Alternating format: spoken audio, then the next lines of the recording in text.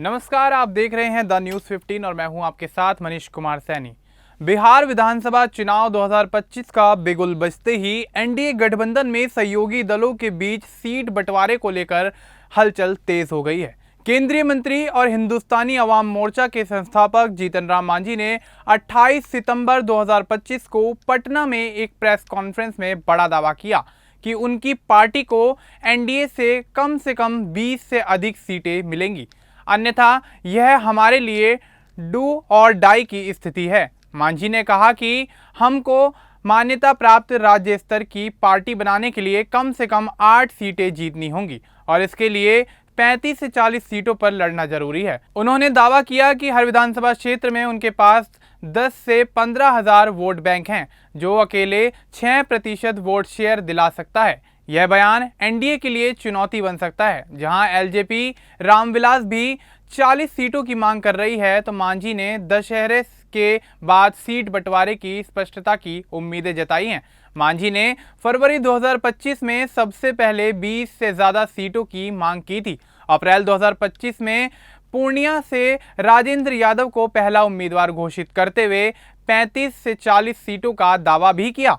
सितंबर 2025 में इसे दोहराते हुए मांझी ने कहा कि हम 50 से 100 सीटों पर उम्मीदवार उतार सकते हैं अगर एनडीए ने पर्याप्त नहीं दिया। लोकसभा 2024 में हमको केवल गया सीट मिली थी, जबकि 2 सीटें और 1 राज्यसभा सीट का वादा किया गया था। मांझी ने बीजेपी जेडीयू पर साइडलाइन करने का आरोप लगाया था, लेकिन पीएम मोदी और नीतीश कुमार के प्रति वफादारी जताई। मांझी का यह दावा एनडीए की एकता पर सवाल खड़े कर रहा है, खास तौर पर उस वक्त जब जनसुराज और आरजेडी भी चुनावी मैदान में हैं। आपको बता दें कि रविवार को जीतन राम मांझी ने बड़ा दावा किया है। दरअसल जीतन राम मांझी ने बिहार चुनाव को लेकर कहा है कि दशहरे के बाद एनडीए की बैठक में सीटों के बंटवारे पर अहम फैसला लिया जाएगा। यूपी के वाराणसी दौरे पर पहुंचे केंद्रीय मंत्री जीतन राम मांझी ने रविवार को मीडिया से बातचीत करते हुए कहा कि भारतीय जनता पार्टी ने धर्मेंद्र प्रधान को बिहार का प्रभारी नियुक्त किया है।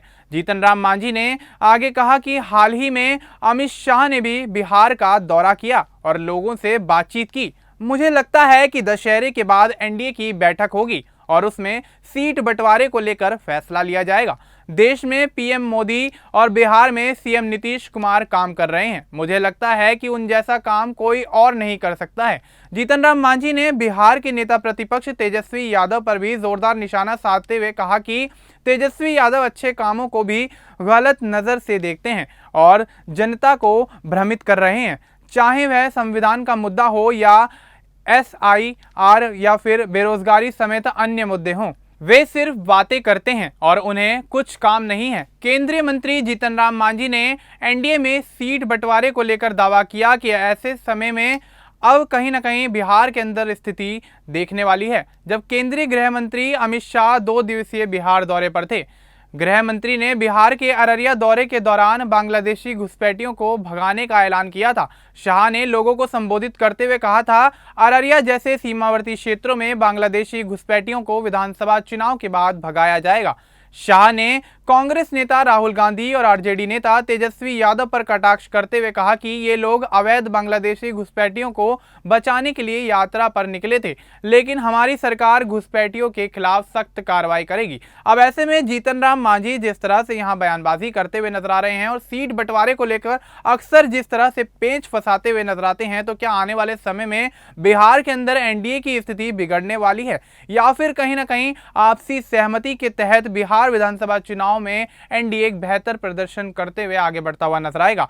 और अगर एनडीए के अंदर फूट पड़ती हुई नजर आती है, तो इंडिया गठबंधन को बिहार चुनाव में इसका कितना फायदा होगा, ये देखना भी दिलचस्प होगा। फिलहाल इस रिपोर्ट में इतना ही। बाकी इस तरह की और अपडेट्स के लिए आप बने रहें द न्यूज़ 15 के साथ।